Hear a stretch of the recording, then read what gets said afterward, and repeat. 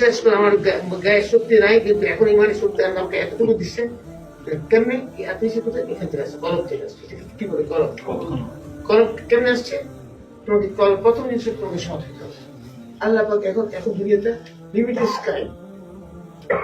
আমি 17 বছর জেলে থাকলেও কিন্তু আমি অনেক লেখাপড়া করতে হচ্ছে। তাহলে তো আমি পৃথিবী জানবো না। You can question me anything. Allah পাক কোরআন শরীফের সম্বন্ধে বলো আমাকে কোন হুজুরের কোন খবর জানা, আমি বলে দিতে পারবো। তুমি তো জীবনের লাইফ আছে, লাইফ ইজ লিমিটেড স্কেল। 60 বছর, 70 বছর, 80 বছর, 90 বছর, 100 বছর, তারপর অবধারিত কারো আগে কারো পরে।